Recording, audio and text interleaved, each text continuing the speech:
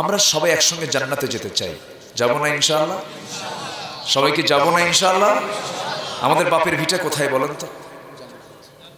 অনেকে চিন্তায় আছেন মনে হয়, আবাদ পুকুর কোথায় বলেন? আমাদের বাপের ভিটা কিন্তু জান্নাত। আমার আব্বা আদম এবং আমার মা হাওয়া আলাইহিস সালাতু ওয়াস সালাম, তারা প্রথমে আল্লাহ তাআলা তাদেরকে বানিয়ে কোথায় রেখেছিলেন? জান্নাতে। যাই হোক, আল্লাহ তাআলা তাদেরকে ট্রান্সফার করে দুনিয়াতে পাঠালেন, তার সূত্রে আমরা দুনিয়াতে আসি। কিন্তু মূলত আমাদের অবস্থানটা কোথায় বলেন তো? জান্নাত। আমার আব্বারা জান্নাতের খাবার খেয়েছেন, আমরা কি সেই জান্নাতের খাবার আবার পরে কি নেব না ইনশাআল্লাহ? সবাই খাবো না ইনশাআল্লাহ? এটা মাথায় রাখতে হবে।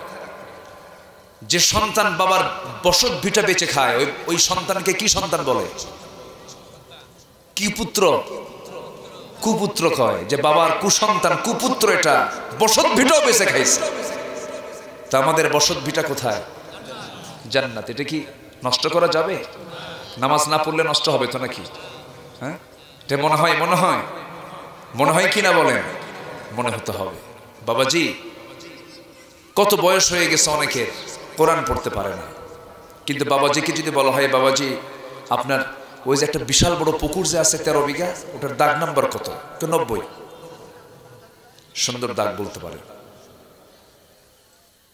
নওগাঁর জেলা জজ কোর্টের বারান্দায় সপ্তাহে 2 দিন ফাইনালে দৌড়াদৌড়ি করেন, কোনো ক্লান্তি নেই। কে চাচা আপনি এই জায়গায় কেন বুড়া বয়সে? কে বাবা মামলা জমির।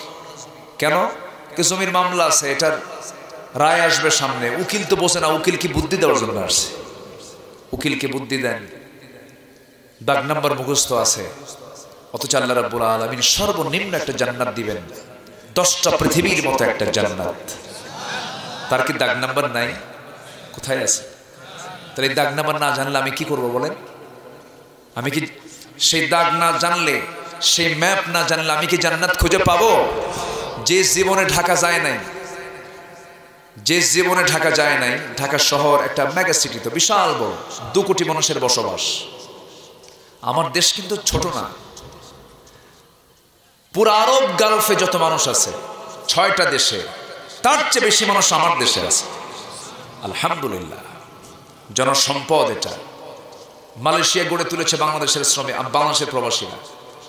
গোটা আরব কনস্ট্রাকশন গড়ে তুলেছে বাংলাদেশের মানুষ, আলহামদুলিল্লাহ বলে। তো আপনি ঢাকা কোনোদিন যান নাই, যিনি প্রথম দিন ঢাকা গেছেন তার কাছে সব রাস্তা কিন্তু এক রাস্তা মনে হবে।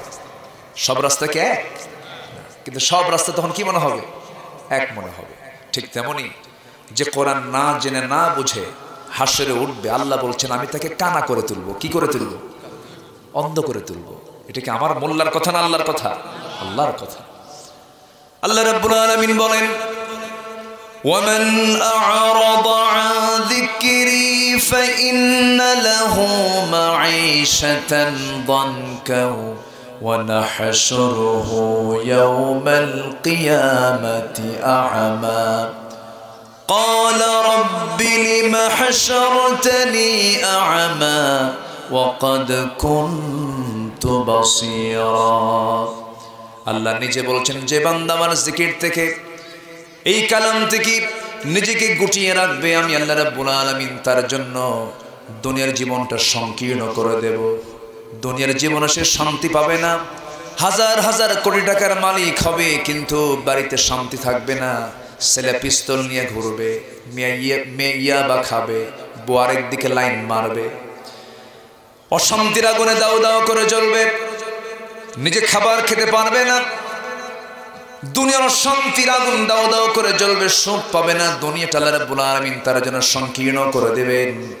আমরা যদি নিয়ামত পেতে চাই, সর্বনিম্ন নিয়ামত হলো রিজিক, হলো টাকা পয়সা। সর্বোচ্চ রিজিক হলো আল্লাহর সন্তুষ্টি হাসিল করার জন্য। সুবহানাল্লাহ। টাকা পয়সা কি সুখ হয়? না। হাজার কোটি টাকার মালিক খেতে পারে না কিছু। সকালে 2 গ্রাম 3 গ্রাম 4 গ্রাম খাবার খায়, সামনে 1 কেজি আঙ্গুরের ঝোপা সামনে ঝোলায় রাখে, খেতে নিয়ে একটা খাওয়ার পর বলে দেয় খবরদার 2টা খাবেন না, ইনসুলিন নিতে হবে। ভাত খেতে পারে না, 5 গ্রাম 6 গ্রাম ওই আটা ময়দা 1টা রুটি 2টা রুটি খায়, আর ওই একটা আঙ্গুর খায় আর আঙ্গুরের দিকে ছায়া থাকে, হায়রে খেতে পারলাম না। 1000 কোটি টাকার মালিক, শুধু ছায়া থাকে কিন্তু খাওয়ার কোনো উপায় নাই। আর গ্রামের মানুষ টাকা দেখে না কিন্তু খাবার চোখে দেখে। আলহামদুলিল্লাহ বলবেন না? আল্লাহ এগুলো ভাগ করে দেন। আল্লাহ এগুলো কি করে দেন? ভাগ করে দেন। গরিবকে দেন খাবার খেতে, তুই খা। গরিবের সন্তান দেন আর খাবার দেন। সন্তান কার বেশি, ধনী লোকের না গরিব লোকের? কোনো ক্লান্তি নেই, ওর কোনো টেনশন নাই, যতগুলো হয় হোক, লাগাই দেবো জমিতে, যা। কি ঠিক কিনা কোন? আল্লাহ গরিবের সন্তান দিয়ে দেন আর খাবার দিয়ে দেন। আর ধনীকে শুধু টাকা দেখার জন্য দেন। টাকা দেখবি আর এই টাকা নিয়ে শুধু হসপিটালে যাওয়া আসা করুন। কথা বলছেন? রাগ করতেছেন নাকি আপনারা? এটাই বাস্তবতা। এটা হচ্ছে কি, ফাইন্দালাহু মাঈশাতান দানকা, দুনিয়ার জীবনটা তার সংকীর্ণ হয়ে যাবে যে আমার জিকির থেকে, আমার কোরআন থেকে যে নিজেকে গুটিয়ে রাখবে। এবং সত্য কথা আল্লাহ রাব্বুল আলামিন বলে দিচ্ছেন, ওয়া নাহশুরুহু ইয়াওমাল কিয়ামাতি আ'মা, এবং তাকে কিয়ামতের দিন আমি তাকে অন্ধ করে কানা করে তুলব। নাউজুবিল্লাহ বলবেন না? আ'মা, একদম আল্লাহ তাআলা বলেন আমি তাকে অন্ধ করে তুলব, সেদিন সে হাঁটতে পারবে না। কানা তো সে যাবে কই? আবার বান্দা প্রশ্ন করবে, লিমা হাশারতানি আ'মা ওয়া ক্বাদ কুনতু বাসীরা, আল্লাহ তুমি আমাকে কেন কানা করছো? আমি তো চক্ষুওয়ালা ছিলাম। ক্বালা কাযালিকা আতাতকা আয়াতুনা, আমি কি তোমার কাছে আমার আয়াত দেই নাই? তুমি এটাকে দূরে রেখেছিলে। ওয়াযালিকাল ইয়াওমা তুনসা, এই জন্য আজকে তোমাকে আমিও ভুলে গেছি। জোরগান নাউযুবিল্লাহ। তাহলে কথাটা কি আনন্দের না ভয়ঙ্কর? আনন্দের না ভয়ঙ্কর? আমার কথা কি বোঝা যায়? আমি আবার আয়াত ছাড়া কথা বলি কম, কষ্ট পাবেন না তো কেউ? সবার আলোচনা ধরন তো একরকম নয়। আমার দেশে বহু আলোচক আছে, 2 ঘন্টা বক্তৃতা করে, মাশাআল্লাহ একটা আয়াতও কয় না, একটা হাদিসও কয় না। আছে না? আছে না এরকম? এটা কি ঠিক বলেন তো? যে ওয়াজ মাহফিলে, যে কোরআনের মাহফিলে কোরআনের আয়াত নাই, তো বলেন তো সেটা কি বরকতময় হতে পারে? না। মাহফিল আসবেন, আদর্শ শ্রোতার পরিচয় হলো হাতের একটা করে কড়া গুনবেন যে হুজুর কয়টা আয়াত আজকে বললেন। যদি মনে করেন যে 5, 6, 7, 8টা আয়াত বলেছেন, 2-1টা হাদিস বলেছেন, তাহলে মাহফিল সফল, আলহামদুলিল্লাহ।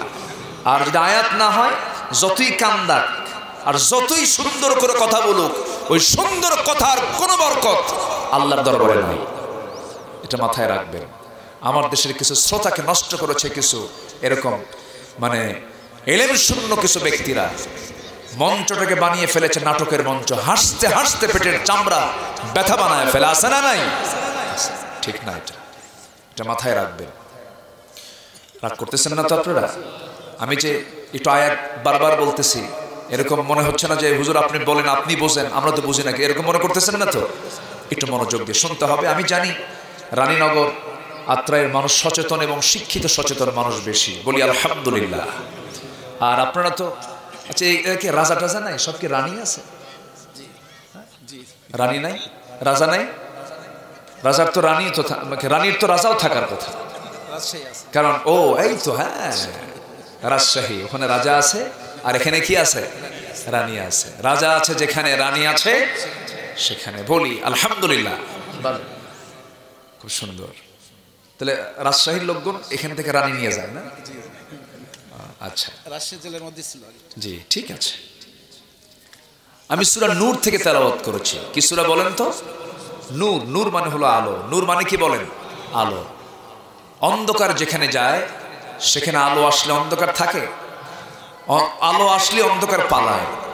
আলো আসলে অন্ধকার পালায়। আমরা এই সূরার নামটা শুনলাম হচ্ছে নূর, আলো। আল্লাহ তাআলা এই কিতাবের নামও এক জায়গায় বলেছেন নূর। হে রাসূল, আমি আপনার প্রতি এই নূরটা নাজিল করেছি। তাহলে কোরআন একটা নূর। কোরআন একটা কি? নূর। কোরআনের বিপরীত যা আছে পৃথিবীতে সব হলো অন্ধকার, জুলুমাত, সব কি? অন্ধকার। তাহলে কোরআন যেখানে থাকবে এর আশেপাশে যা আছে সব কি? অন্ধকার। কোরআন যেখানে থাকবে তার বিপরীতে চতুর্পাশে যা থাকবে সেগুলো কি? অন্ধকার। কোরআনের বিপরীতটা কি? অন্ধকার। আমরা অন্ধকারে থাকবো না আলোতে থাকবো? আরো জোরে, অন্ধকারে না আলোতে? আচ্ছা, কোরআনের মধ্যে যে আলোগুলো আছে, যেরকম ধরেন চোর চুরি করলে হাত কাটো, ডাকাত ডাকাতি করলে হাত পা কেটে দাও, জেনা করলে তাকে রজম করো, কতল করো, সুদ খেলে তাকে শাস্তি দাও, মদ্যপান করলে তাকে শাস্তি দাও, তারপরে কতলুন নফস, আস-সাইয়্যিবুজ জানি, ধর্ম থেকে বের হয়ে গেলে তাকে মুরতাদ হিসেবে ঘোষণা করে তাকে শাস্তি দিয়ে দাও। এই সমস্ত বিধান কোরআনে বাদ পড়েছে না আছে? বাদ পড়েছে না আছে?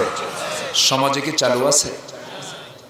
তাহলে এখন বলেন, যে সমাজে কোরআন চালু না থাকে সেটা কি আলো না অন্ধকার? তাহলে আমরা আসি কোথায়? রাগ করতেছেন আপনারা? রাগ নাই তো?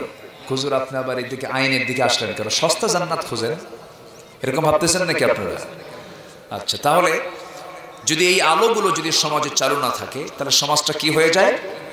অন্ধকার হয়ে যায়। আমার নবীর আগমন হয়েছিল আলোর জগতে না অন্ধকার জগতে? রাসূল যে জগতে জন্মগ্রহণ করেছে সেটা আলোর জগৎ ছিল না অন্ধকার জগৎ ছিল? অন্ধকার। আল্লাহ তাআলা নবীর সামনে যে আলোটা যখন দিলেন, জ্বালিয়ে দিলেন, আলিফ লাম রা কিতাবুন আনসালনাহু ইলাইকা লিতুখরিজান নাস মিনায-যুলুমাতি ইলান-নূর। জোরে বলুন আল্লাহু আকবার। নবী, আমি আপনার প্রতি যে কোরআন নাযিল করেছি, কোরআন নাযিলের উদ্দেশ্য হলো আপনি যেন এই কোরআন দিয়ে অন্ধকারে থাকা, জুলুমাতে থাকা নিমজ্জিত জাতিকে যেন কোরআনের আলোতে আলোকিত করে যেন তাদেরকে জান্নাত রাস্তায় দিতে নিয়ে যেতে পারেন। জোরে বলুন সুবহানাল্লাহ। এই জন্য আমি আপনাকে পাঠাইছি। আপনাকে পাঠানোর উদ্দেশ্য হলো জুলুমাতকে মিটিয়ে দিয়ে কোরআনের যে আলোটা আছে সে আলোটাকে সমাজে চালু করে দেওয়া, অন্ধকার যেন দূর হয়ে যায়। অন্ধকার কি? অন্ধকার হলো জেনা। অন্ধকার কি? মদের বোতল। অন্ধকার কি? হত্যা, খুন, ধর্ষণ, সন্ত্রাসী, চাঁদাবাজি, রাহাজানি, ছিনতাই, চুরি, এগুলো তো আজকে সমাজে নাই। আসতে বলে, আসতে বলবেন না, আছে না নাই? এই অন্ধকারগুলো দূর করার জন্য বিধান দিয়েছেন কে? আল্লাহ তাআলা দিয়েছেন। সে আল্লাহ তাআলা সূরা নূর তিনি নাজিল করেছেন। আমার রাসূলকে আল্লাহ তাআলা এই সূরাটা রাসূলকে উপহার দিয়েছেন। 114টা সূরার ভিতরে এটা হলো 24 নম্বর সূরা, যা মদিনায় নাজিল হয়। 102টি আয়াত, রুকুর সংখ্যা হলো 9টি।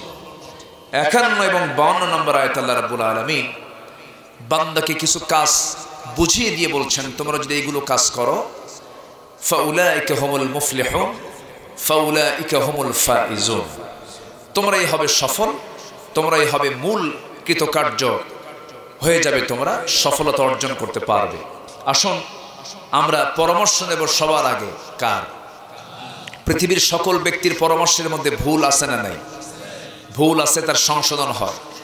কিন্তু আমার আল্লাহর ভুলও হয় না, সংশোধন দরকার নাই। কোরআনের কি কোনো সংশোধনী আছে? আমার দেশের সংবিধানের আছে না নাই বলেন? দ্বাদশ সংশোধনী, ত্রয়োদশ সংশোধনী, চতুর্দশ সংশোধনী, পঞ্চদশ সংশোধনী, এই চলতেই থাকবে। কিন্তু 1500 বছর আগে নাজিল হওয়া এই কিতাবের আজ পর্যন্ত, কেন কিয়ামত পর্যন্ত একটা কলমের ফোঁটা ঢুকানোর ক্ষমতা পৃথিবীর কারো নাই। যেরকম সুবহানাল্লাহ। কি কথা কি বুঝতেছেন আপনারা? আজকে সম্পদ, খনিজ সম্পদ, প্রাকৃতিক সম্পদ, তেল সম্পদ, গ্যাস সম্পদ, সোনার সম্পদ সবচেয়ে বেশি মুসলমানদের। অথচ মুসলমান মার খায় কেন জানেন? নিজের ঘরে মারামারি, নিজের ঘরে। পৃথিবীর মধ্যে সবচেয়ে বড় যুদ্ধ কি যুদ্ধ বলেন? বলেন, একটু বলেন না। গৃহযুদ্ধ।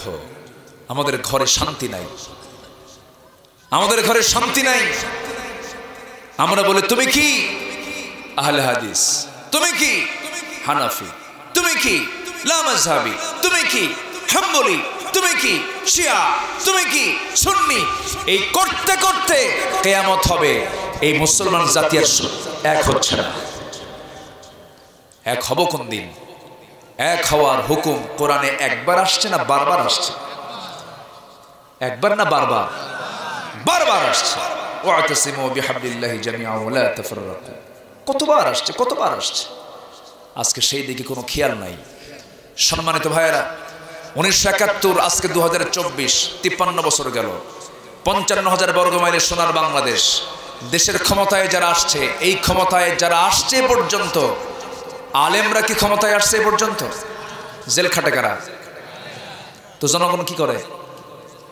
কি কথা কি বুঝতেছেন আপনারা? কথা কি বুঝতেছেন? কেন খাটে জানেন? যতটুকু হক কথা আলেমরা একটু কয়। রাগ করতেছেন আপনারা? রাগ করতেছেন? তাহলে দুর্নীতি করে কারা? চুরি করে কারা? ডাকাতি করে কারা? সন্ত্রাসী করে কারা?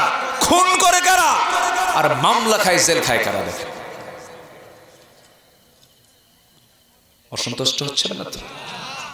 একটু মনোযোগ দিয়ে কথাগুলো শুনবেন। আল্লাহি আল্লাহি, আমরা দরদ নিয়ে কোরআন থেকে কিছু কথা বলতে চাই।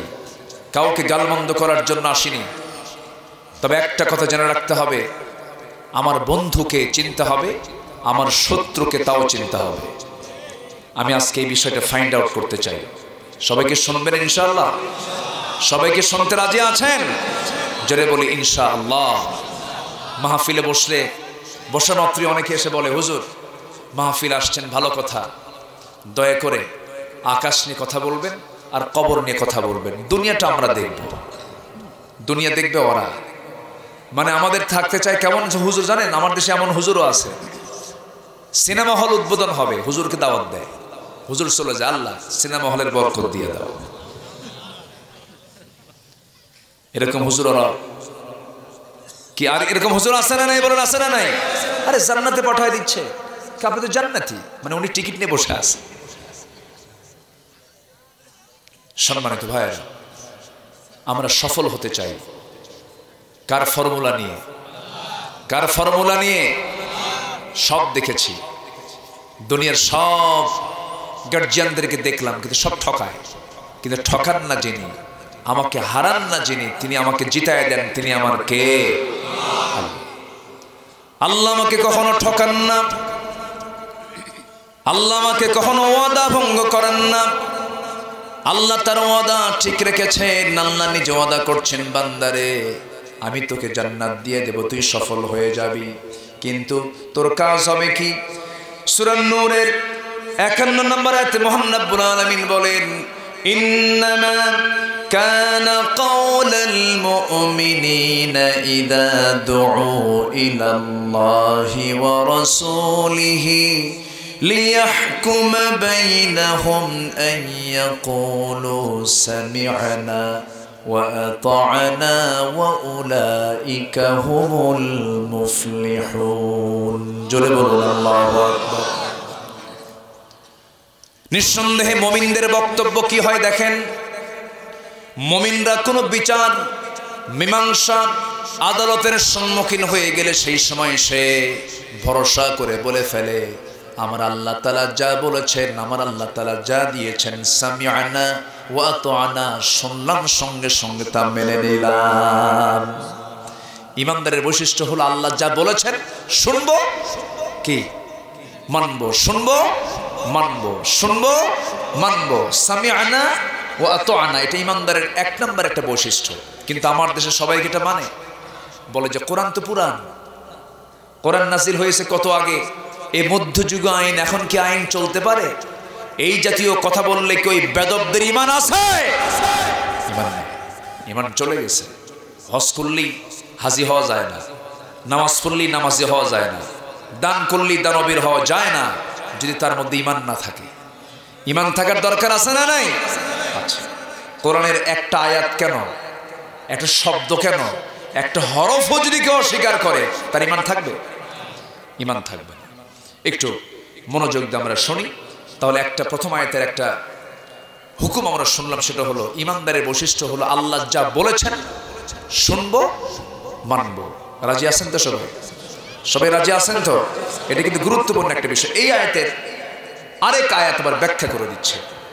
আল্লাহ রাব্বুল আলামিন বলেন, একই কথা ওই আয়াতে আল্লাহ রাব্বুল আলামিন বলছেন, আমানার রাসূলু বিমা উনজিলা ইলাইহি মির রাব্বিহি ওয়াল মুমিনুন কুল্লুন আমানা বিল্লাহি ওয়া মালাইকাতিহি ওয়া কুতুবিহি ওয়া রুসুলিহি লা নুফাররিকু বাইনা আহাদিম মির রুসুলিহি وقالوا سمعنا وأطعنا غفرانك ربنا وإليك المصير জোরে বলুন আল্লাহু আকবার।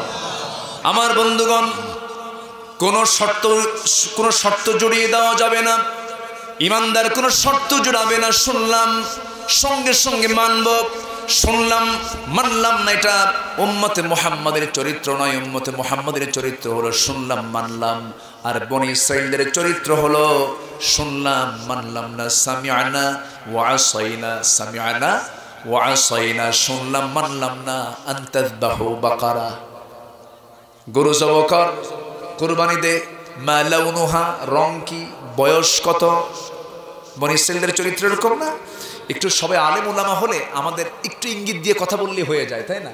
এখন আমাদের ক্লাস তো ধরেন হাদিসের ক্লাসে বসলে সব এক শ্রেণীর ছাত্র খুঁজে পাওয়া যায়, তাফসীরের ক্লাসে বসলে এক শ্রেণীর ছাত্র খুঁজে পাওয়া যায়, তারপরে ক্লাস 10-এ হাই স্কুলে এক শ্রেণীর ছাত্র পাওয়া যায়, আলিমে এক শ্রেণীর ছাত্র পাওয়া যায়, ফাজিল এক শ্রেণীর ছাত্র পাওয়া যায়।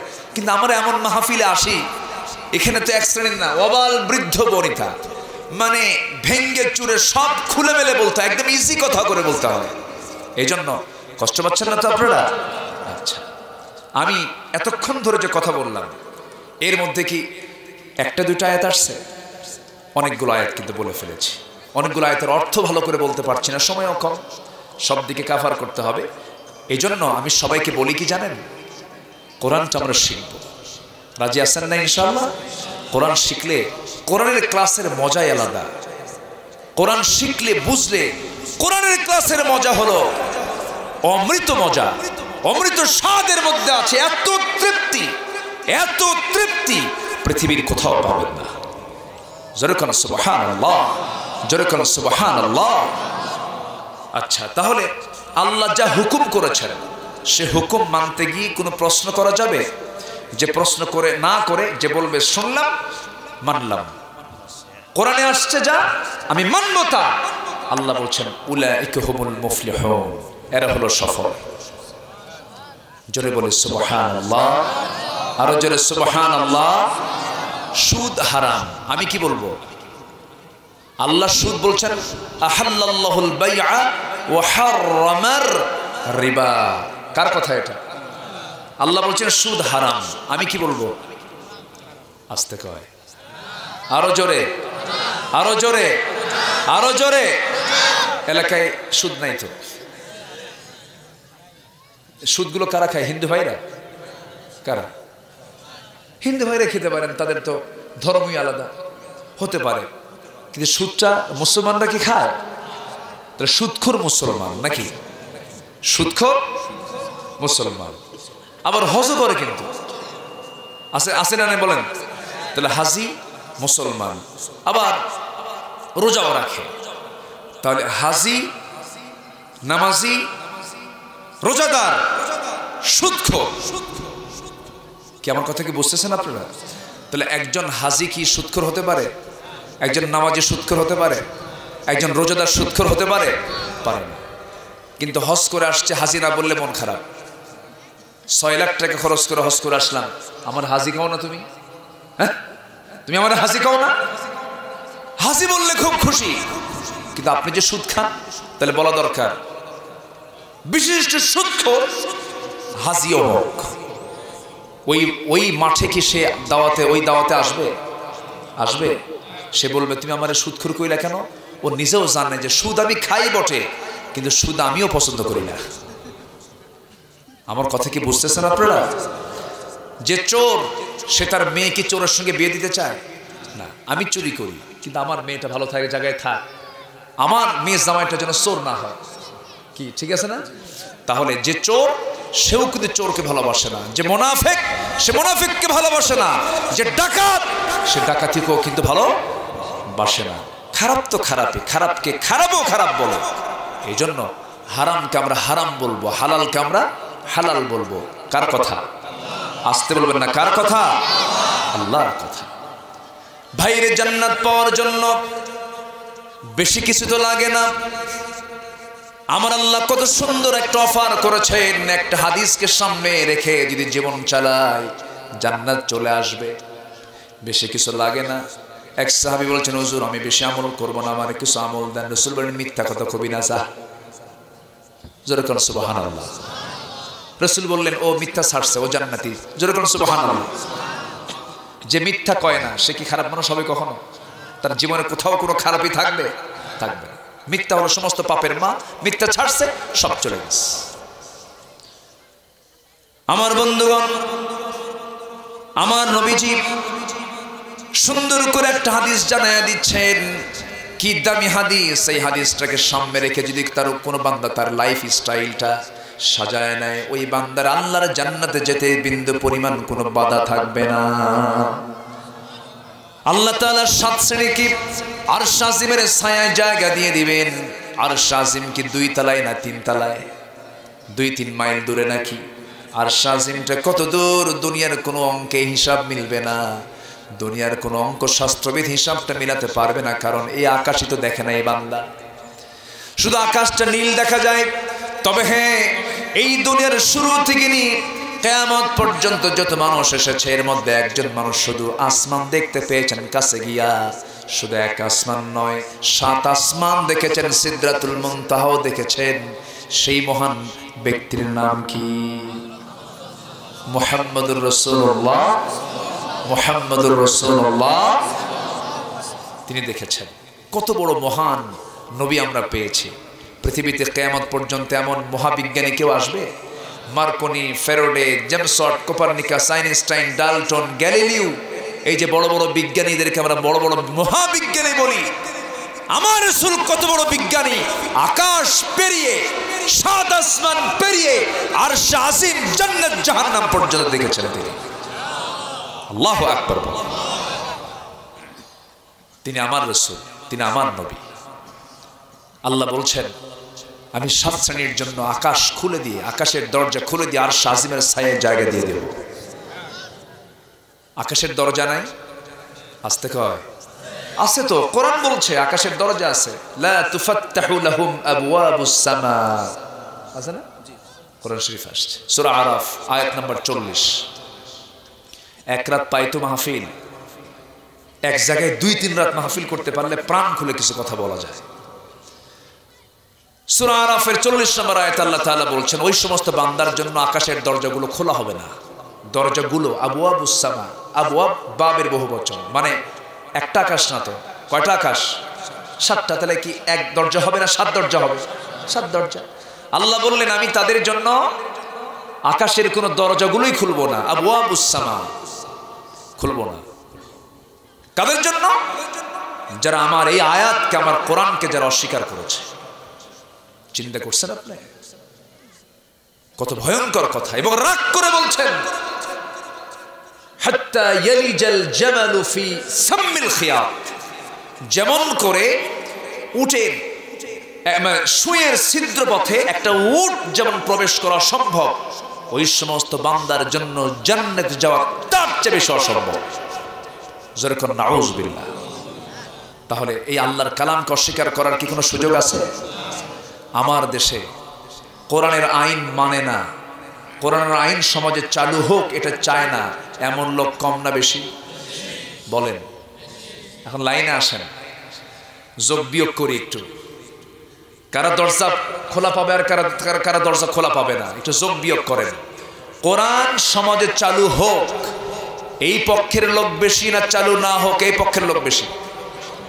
চালু না হোক এই পক্ষের লোকগুলোই বেশি। তাহলে এই পক্ষের লোকগুলো বেশি যদি হয়, তারা কি আসমানের দরজা খোলা পাবে? আসতে কয় খোলা পাবে? পাবে না। এটা কি মোল্লা কইছেন আল্লাহ কইছেন? সূরা আরাফ 40 নম্বর আয়াত বাড়িতে খুলে গিয়ে দেখবেন, আমি একটা বানায় বলি নাই। কপাল কালো বানাইছি, টাকা আছে হজে গেছি, টাকা আছে কিছু দান সদকার মাদ্রাসা বানাইছি, এত সস্তায় জান্নাত পাওয়া যাবে না। ওরকম মুনাফিক নবীর যুগেও ছিল, ঠিক কিনা বলেন? এই জন্য আল্লাহর কোন আয়াতকে অস্বীকার করার কোনো সুযোগ নেই। এবং কোরআন সমাজে চালু হোক, সবাইকে চান? কোরআন সমাজে চালু হোক, সবাইকে চান? চাইতে হবে। চাইলে ঈমান আছে, না চাইলে ঈমান নাই। আমি কিন্তু কথাগুলো বলতেছি, মাথায় নিতে হবে, ঈমান বুঝতে হবে। সম্মানিত ভাইয়েরা, সম্মানিত বন্ধুগণ, আরশ আজিমের ছায়ায়, সে আরশ আজিমের ছায়ায় 7 দরজা খুলে আল্লাহ বলছেন, আমি 7 শ্রেণীকে আরশ আজিমের জায়গায় আমি স্পেশাল মেহমান বানায় নেব। শুনবেন 7 জন কারা কারা? সবাইকে শুনবেন? আগ্রহ আছে তো? 1 নম্বর হলো বিচারপতি। 1 নম্বর কে? দেখেন, এখানে কিন্তু আল্লাহ তাআলা কাউকে আগে ডাকেন নাই। এখনো দেখেন বাংলাদেশে যত নাগরিক আছে এর মধ্যে সবচেয়ে বড় পদ কোনটা বলেন তো? বলেন। যিনি প্রধান বিচারপতি, তার বিচার কিন্তু মন্ত্রীরও করতে পারে, সবার করতে পারে। এই জন্য সম্মানের দিক থেকে সবচেয়ে বড় পদ কি? বিচারপতি। আবার বিচারপতির বিচারপতিকে আলহামদুলিল্লাহি রাব্বিল আলামিন আর রহমানির রহিম মালিকি ইয়াউমিদ্দিন, বিচার দিবসের মালিক কে? তাহলে বিচারপতি আল্লাহ। আবার ওই বিচারপতির গুণ শব্দ নিয়ে যারা দুনিয়াতে বিচার করে, সঠিক বিচার যারা করবে, আল্লাহ বলছেন তাদেরকে আমি 1 নম্বর কাতার আরশ আজিমের ছায়া জায়গা দেব। তাহলে বিচারপতির দাম নাই? আচ্ছা, বিচারপতি যদি সঠিক বিচার না করে তাহলে কি হবে? হ্যাঁ, দরজা খোলা আছে, দরজা যদি না খুলে তাহলে যাবে কই? কোথায় যাবে? জাহান্নাম। আমার বন্ধুগণ, সাবআতু ইযিল্লুহুমুল্লাহু ফি যিল্লিহি ইয়াউমুল লা যিল্লান ইল্লা যিল্লুহু, ইমামুন আদিল, শাবুন নাশায়া ফি ইবাদাতিল্লাহ, রাজুলুন কলবুহু মুআল্লাকুন বিল মাসাজিদ, রাজুলুন ইযা দাআতহু ইমরাআতান যাত হাসাবিন ওয়া জামালিন ইন্নী আখাফুল্লাহ। জোরে বলি আল্লাহু আকবার। নাম্বার 1 হলো ন্যায় বিচারপতিকে আল্লাহ তাআলা আরশ আজিমের ছায়ায় জায়গা দিবেন। নাম্বার 2 হলো ওই সমস্ত যুবক যে তার যৌবন কালটা ইবাদতে কাটায়া দিয়েছে, নোংরামিতে যায় নাই, স্মোকিং করে নাই, নেশা করে নাই, টানাটানি করে নাই, ঢালাঢালি করে নাই, গোপন গোপন নোংরামি করে নাই, ওয়ালা মুত্তাখিদি আখদান ওয়ালা মুত্তাখিদাতি আখদান, গোপন গোপন নোংরামিগুলো করে নাই, গার্লফ্রেন্ড রাখে নাই, নোংরা সম্পর্ক রাখে নাই, চোখটা হেফাজত করেছে, হাতের হেফাজত করেছে, লজ্জাস্থানের হেফাজত করেছে। ওই সমস্ত যুবক, যে যুবকটা তার যৌবনের টকবগে রক্ত থাকার পরেও সকামে যায় নাই, ওই সমস্ত যুবককে আল্লাহ রাব্বুল আলামিন আরশে আজিমের ছায়ায় জায়গা দিয়ে দিবে। আজকের মাহফিল আমি লক্ষ্য করছি কাঁচা চুলওয়ালা মানুষটাই বেশি, যুবক শ্রেণীর মানুষগুলো বেশি। যুবকরা, আল্লাহ তোমাকে দারুণ ভালোবাসেন, খুব পছন্দ করেন। তুমি যখন তোমার যৌবনের টকবগে রক্ত গরম থাকার পরও ফজরের সময় তুমি ঘুম থেকে উঠে নামাজে দাঁড়ায়া যাও, আল্লাহ খুব খুশি হয়ে যায়। যখন তুমি ইচ্ছা হয় নারীর দিকে তাকানো, কিন্তু তাকাও না, আল্লাহ খুব বেশি খুশি হয়ে যান। আল্লাহ বলেন, ও বান্দা, তুই যে পরনারীর দিকে তাকালি না, আমি তোকে যুদ্ধে অংশগ্রহণ করা মুজাহিদের সমান সব তোর আমল নামায় দিয়ে দিলাম। ও যুবকরা, তোমাকে ইসলাম ডাকে, তোমাকে আল্লাহ খুব পছন্দ করেন। আল্লাহ তোমাকে কাছে টেনে নিতে চান। যৌবনকে কাজে লাগাবে, যৌবনকে নষ্ট করবে না, কোনো খারাপ বন্ধু নির্বাচন করবে না। যার জীবনে একটা ভালো বন্ধু আছে, তার সম্পর্ক, তার কপালটা খুব ভালো, কারণ সম্পর্ক দুনিয়াতে যার সঙ্গে হবে তার সঙ্গে তার হাসরটা হবে। জোরে বলো সুবহানাল্লাহ। আপনি কি জানেন কত আশ্চর্য একটা বিষয়, যে বান্দা জান্নাত পেয়ে যাবে ওই বান্দাকে আল্লাহ তাআলা আবার ডাক দিবেন, বান্দা তোমার কি খবর? আল্লাহ, তুমি তো আমাকে জান্নাতের ফয়সালা দিয়েছো, তাই তুই জান্নাতে একা একা যাস কেন? আমি তোকে তো একা একা জান্নাতে যেতে বলি না, তোর কি বন্ধু বান্ধব ছিল না? হ্যাঁ, বন্ধু বান্ধব ছিল। আজকে তুই শুধু একা জান্নাতে যাবি না, তোর যে পছন্দের বন্ধুগুলো আছে তাদেরকে সহ তুই জান্নাতে নিয়ে যা। গাঁজা খাওয়া বন্ধু না, কথা কি বুঝতেছেন? গাঁজা খাওয়া বন্ধু, ভালো বন্ধু হতে হবে, নামাজি বন্ধু হতে হবে, যাকে দেখলে পরকালের কথা মনে হয়। আল্লাহু আকবার বলো। কয় শ্রেণী বলেন তো? মোট কয় শ্রেণী? কয়টা বলছি? আরো আছে কয়টা? 5টা। এখানে 11 নম্বর আয়াত আমরা একটা হুকুম শুনলাম, সেটা হলো আল্লাহ বলছেন যারা বলবে সামিআনা, শুনলাম এবং মানলাম, অর্থাৎ আল্লাহ যা বলেছেন আমি শুনলাম মানলাম, আল্লাহ বলছেন তুই সফল। যেরকম সুবহানাল্লাহ। আমরা এই হুকুমকে মানবো না ইনশাআল্লাহ? সাহাবীরা কি কোনো কস দেখিয়েছেন? কস দেখেন নাই, শুধু বলেছেন, শুধু বলেছেন। আমার নবীজি এবার জামাইকে বললেন, জামাই আবুল আস মুক্তিপণ দাও। সব সাহাবীরা দেখতেছেন, দেখি তো রাসূল জামাইয়ের সঙ্গে কি আচরণটা করে। মক্কায় খবর পাঠাইছে, তার মেয়ে তখন মক্কায়, বড় মেয়ে, সবার বড় মেয়ে, 4টা মেয়ে। তার কয়টা মেয়ে? 4টা মেয়ে।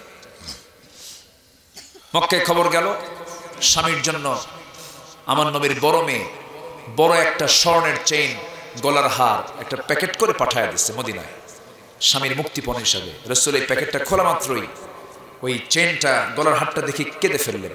নবীজির চোখ লাল হয়ে গেছে, সাহাবীরাও কাঁদবে। নবীর কান্না দেখে কি সাহাবীরা চুপ থাকবেন? হুজুর আপনি কাঁদেন কেন?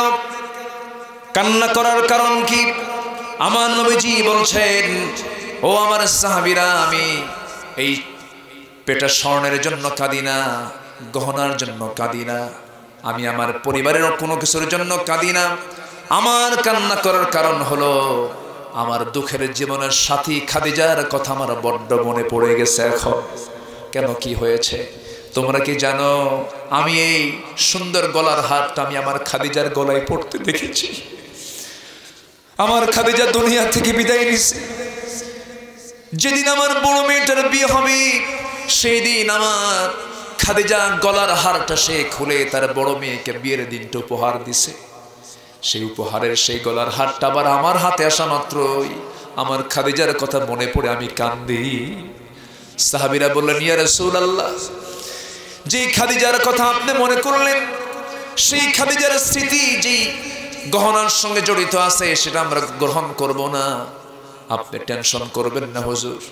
রাসূল বলছেন, তাই যদি হয় তাহলে আমি এখন আজকে বলবো, জামাই শোনো, মুশরিকের ঘরে ইমানদার নারী থাকতে পারে না, আয়াত নাযিল হয়ে গেছে। তুমি মদিনায় চলে, মক্কায় চলে যাও, আমি তোমাকে মুক্ত দিয়ে দিলাম, মুক্ত করে দিলাম। শর্ত হলো তোমার মুক্তিপণ হলো মক্কায় যাবে, আমার মেয়েকে তালাক দিয়ে আমার মেয়েকে আমার বাড়িতে পাঠায়া দিবা। আল্লাহু আকবার বলবেন না? ইসলামের সম্পর্ক দেখছেন? ইসলামটা কি? ইসলাম স্বামী স্ত্রীর মধ্যে পার্থক্য সৃষ্টি করে দেয়। আল্লাহু আকবার বলবেন না?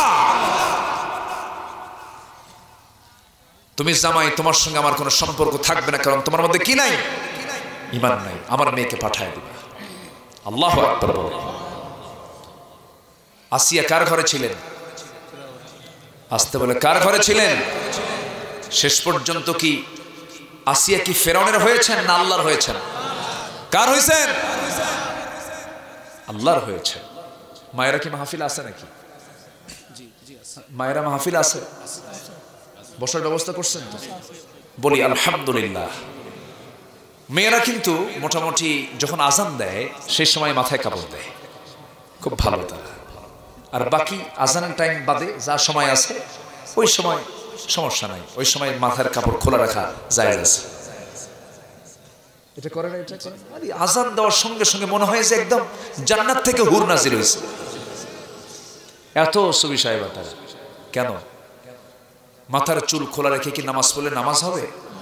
তো আপনি মার্কেটে চুল রেখে চুল খুলে যাবেন কেন? কেন যাবেন আপনি? মার্কেটে পুরুষ বেশি না মহিলা বেশি? এখন রমজানের শেষ দশকেই তো কদর নাকি? শেষ দশকে মার্কেটের চাপ কমে না বাড়ে? কদর তালাশ করার জন্য। কদর তালাশ, দুঃখ লাগে এগুলো, জানেন? শেষ দশক হচ্ছে কদর তালাশ করার দশক। আর শেষ দশকে সবচেয়ে বেশি নোংরামি হয় মার্কেটগুলোতে। কোনো মেয়েদেরকে পাঠাবেন না। রাগ করতেছেন নাকি আপনারা? আমার কি এই কথাগুলো বলার দরকার আছে না ভাই বলেন তো? রাগ করতেছেন না তো আপনারা? কথাগুলো বলার দরকার আছে না? কার মেয়ে যায়, কার বউ যায়? আমারই আপনারই তো। কেন যাবে, কেন যাবে? রমজান মাস কদরের মাস, কদরের শেষ দশকে কদর থাকে 21, 23, 25, 27, 29। সেই সময়গুলোতে মার্কেটের চাপ। স্বামীকে বলে তুমি কি মার্কেট বুঝো? বাচ্চা নাও। আমি গেলাম মার্কেটে, বাচ্চা নেওয়া যাবে না, বাচ্চা মানুষের চাপে মরে যাবে। ওর চাপ ওকে চাপাবে না, ওকে চাপাবে না বলেন তো? বাচ্চার টেনশনে বাচ্চা নেওয়া যাবে না, বাচ্চার চাপে মরে যাবে। আর ও সে কোলবালিশ হবে। কোলবালিশ বুঝলেন তো? মনে হয় আমি আপনাদেরকে কষ্ট দিয়ে ফেলতেছি কিনা জানি না। কেন ওই মার্কেটের ভিড় আপনি কেন যাবেন? আপনার স্বামী যে শাড়ি যে জামা পছন্দ করবেন সেটা আপনার পছন্দ হওয়া উচিত। কারণ আপনার সৌন্দর্য দেখবে আপনার স্বামী। যে মহিলা স্বামীর চোখে সৌন্দর্য না দেখে অন্যের চোখে সৌন্দর্য দেখায়, জাহান্নাম, জাহান্নাম, জাহান্নাম। আমার দাদিরা, আপনার দাদিরা কি ছিলেন? শিক্ষা নাই, বুদ্ধি কম ছিল, কিন্তু কখনো ওই শাড়ি অথবা কাপড় চোপড় যদি কিনে আনতো, আপনি নিয়ে আসেন, আপনি ছাড়া তুমি বলেন নাই, স্বামীকে কখনো নাম ধরে ডাকেন নাই। আর এখনকার ভাবিকে যদি বলা হয় জামাইয়ের নাম কি ছিল? রতন চৌধুরী। আসে না? সম্মান শ্রদ্ধা ছিল, পাঠায় দিত, আপনি যান, আপনি শাড়ি নিয়ে আসেন, আপনার পছন্দে আমার পছন্দ। এখনকার মেয়েদের মধ্যে কি এগুলো আছে? রমজান মাস এগুলো আমরা খেয়াল করব, বাকি 11 মাস এই পদ্ধতিতে চলবো। জোরে বলে ইনশাআল্লাহ। রমজান মাসে কোনো ইন্ডিয়ান কোনো সিরিয়াল বাড়িতে দেখলেই একদম এক বাড়ি মেরে ভেঙে ফেলবেন সব। রাগ করতেছেন নাকি? অন্য মাসে দেখা যাবে, সমস্যা নেই। হ্যাঁ, অন্য মাসে দেখা যাবে নাকি? দেখা যাবে না। খারাপ কিছু দেখবো না, খারাপ কিছু শুনবো না, খারাপ কিছু বুঝবো না। জোরে বলে ইনশাআল্লাহ। লাইন তো অনেক দিকে চলে গেল ওয়াজের, আমাকে সময় দিবেন? কথা বলবো, কথা বলবো, কোনো আপত্তি নাই তো? এই ওঠে কে ধরেন তো? ওঠে কারা? হ্যাঁ,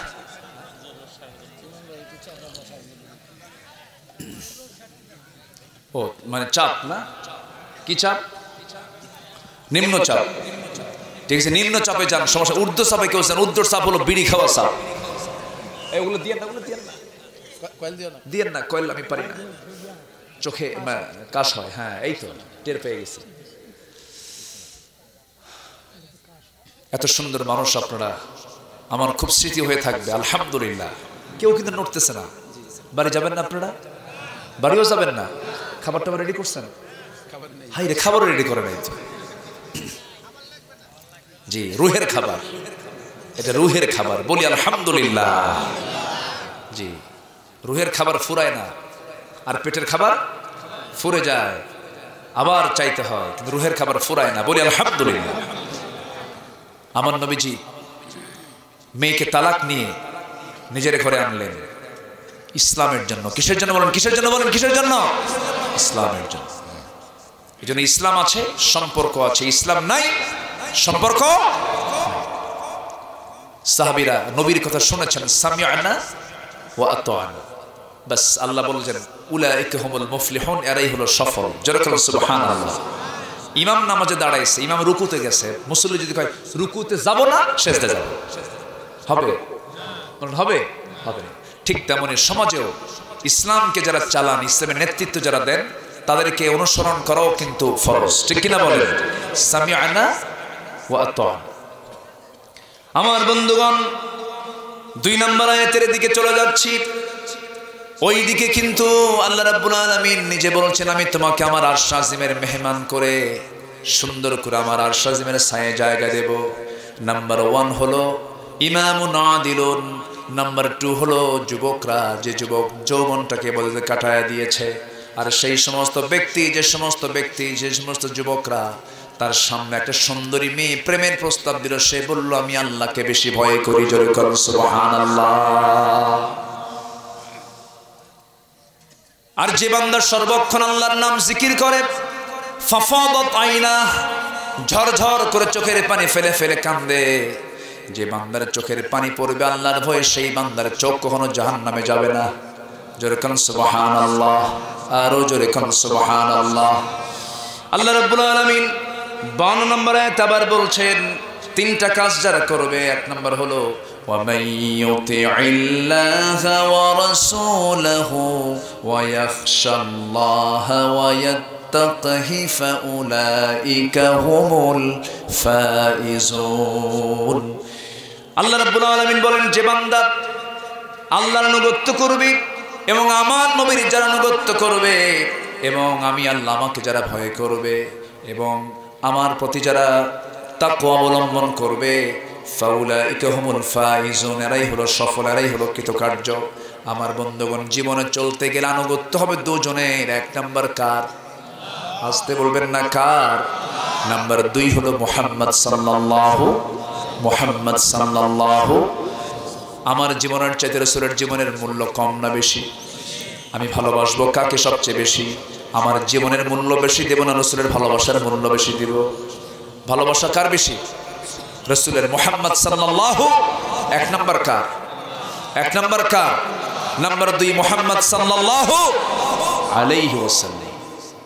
রাসূলকে জীবনের চাইতে বেশি মহব্বত করতে হবে। সাহাবীরা, আমার ভাঙ্গাচোরা অভিজ্ঞতা অনুযায়ী বলছি, সাহাবীদের দাম পৃথিবীতে নবীদের পরে যতগুলো কারণে হয়েছে, এর মধ্যে এক নাম্বার কারণ হলো রিয়ালি সাহাবীরা রাসূলকে তাদের জীবনের চাইতে বেশি ভালোবাসতেন। এটা হচ্ছে এক নাম্বার কারণ। এত ভালোবাসতেন যেটা কল্পনার, যেটা এক্সাম্পল দিয়ে বোঝানো যাবে না, উদাহরণ দিয়ে বোঝানো। তারা পরীক্ষিত ঈমানদার। আল্লাহু আকবার বলেন।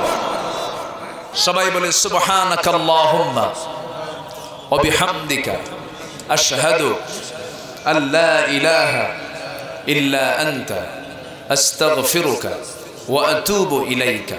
চিৎকার মেরে বলি, ইয়া আল্লাহ, আমার জীবনের সগীরা কবীরা, ছোট বড় সব গুনাহ তুমি আল্লাহ মাফ করে দাও। জোরে বলুন, ইয়া রাব্বাল আলামিন, ইয়া রাব্বাল আলামিন। সবাই নামাজের মতো করে বসি, আমরা আল্লাহর কাছে চাবো। আমার মা বোন যে যেখানে আছেন সবাই আমরা একদম দিল থেকে আল্লাহর কাছে চাবো, আল্লাহ যেন আমাদের সবার চাওয়াকে পাওয়া করে। যে যেখানে আছেন সেখানেই দোয়ায় শামিল হয়ে যাবো। আল্লাহুম্মা আমিন। রব্বানা যালামনা আনফুসানা ওয়া ইল্লাম তাগফির লানা ওয়া তারহামনা লানাকুনান্না মিনাল খাসিরিন। গভীর রাত, নিঝুম রাত, ঝিমানো রাত্রিতে চাঁদের মতো হাজারো মুসলমান নরনারী নিয়ে তোমার কালামের 2টি আয়াতকে সামনে রেখে সফল কারা, কৃতকার্য কারা, এই সে সব কিছু কথা বলার চেষ্টা করেছি। তোমার বিশেষ বরকতময় মাস মাহে রমজানের ইতিহাস কিছু কথা বলেছি আল্লাহ, তাৎপর্য নিয়ে কিছু কথা বলেছি। 2টো হাত পেতে আছি, মেহেরবানি করে তামাম জিন্দেগীর সমস্ত গুনাহগুলোকে মাফ করে দাও। জনম দুঃখিনী মা, জনম দুঃখী বাপজান যারা চলে গেলেন, জিন্দেগীর গুনাহগুলো মাফ করে দাও। কবরগুলোকে জান্নাতের টুকরা বানায়া দাও। আব্বা আম্মার জন্য কি দোয়া তাও শিখিয়ে দিয়েছো। আওয়াজ দিয়ে দিয়ে হাতটা উঁচু করে মন থেকে সবাই বলুন, রব্বিরহামহুমা কামা রব্বায়ানি সগীরা, রব্বিরহামহুমা কামা রব্বায়ানি সগীরা। বিশেষ করে মাহফিলটার আয়োজন করলেন যারা, শোনার জন্য আসলেন যারা, বিনিময়ে কিয়ামতের কঠিন দিন যেদিন কেউ কাউকে চিনবে না, এমনকি মা সন্তানকে পর্যন্ত অস্বীকার করে বসবে, সেই কঠিন মুসিবতের দিন এই মাহফিল সবার জন্য নাজাতের মাধ্যম তুমি আল্লাহ বানায়া দিও। আয় আল্লাহ তাআলা, গোটা পৃথিবীর মুসলিম উম্মার প্রতি তোমার খাস রহমত নাযিল করো। মুসলমানদের প্রথম কিবলা বাইতুল আকসাকে তুমি আল্লাহ মুসলমানদের হাতে তুলে দাও। 180 কোটি মুসলমানের জন্য ওমরের মতো একজন নেতা তুমি আল্লাহ পাঠায়া দাও। দুনিয়া থেকে কোন দিন বিদায় নেব জানি না, ডান হাতে আমলনামা না আসা পর্যন্ত কবরে নিও না। যেদিন মরে যাব রে, তোমার সন্তুষ্টি হাসিল ছাড়া আমাদেরকে মরণ দিবা না। মাদ্রাসাকে কবুল করো, শিক্ষক ছাত্রদেরকে কবুল করো, এই গ্রামের প্রত্যেকটা ঘরকে ইসলামের দুর্গ বানায় নাও। আম্মাদেরকে খাদিজার সঙ্গে কবুল করে নাও, 5 ওয়াক্ত নামাজি বানায় নাও। দুনিয়া থেকে কোন দিন বিদায় নেব জানি না, তবে যেদিন মরে যাব টান মেরে ঘর থেকে বের করে দিবে, জীবনের শেষ গোসলটা হয়ে যাবে, মরমক সব দেখে দেখে চলে যাবে, কবরে শোয়া দেবে। 3 দিন যাবে না, চামড়াগুলো গলে গলে পোকার পেটের খাবার হবে, চুলগুলো খসে খসে পড়বে। 7 দিন এরপরে দেখা যাবে পেটের নাড়ি ভরে সব চোখ মুখ কান নাক দিয়ে বের হওয়া শুরু হয়ে গেছে। কিম্বুত কিমাকার চেহারা হয়ে যাবে, কেউ কাউকে চিনতে পারবে না। আল্লাহ সে অন্তিম সময় যখন চলে আসবে, জবানে জারি করে দিও লা ইলাহা ইল্লাল্লাহু মুহাম্মাদুর রাসূলুল্লাহ।